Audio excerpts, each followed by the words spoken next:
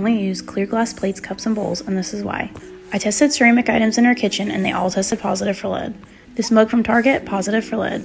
Crate and Barrel bowl, positive for lead. Pottery Barn bowl, positive for lead. World Market tray, very positive for lead. Mug from a National Park gift shop, also positive for lead. Check out stories for how to use a lead test kit and caption for more. This is not accurate. That is not a lead test for ceramics. When you read the documentation on this test, it says it is explicitly a test for lead in paint. And lead in paint and lead in ceramics are very, very different. A lead test for ceramics must be done in a lab with a 24-hour soak in a 4% acetic acid solution. That is not this test. Additionally, art ceramics have not used lead for the last 50 years at least.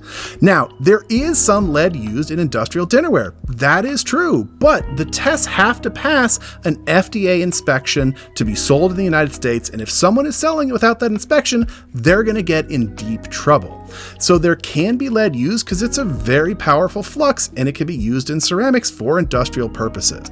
Also, her assumption that she won't have lead in her glassware is wrong. You absolutely can and do use lead in glass manufacturing all the time because the fluxes in ceramics are the same fluxes as those in glass making.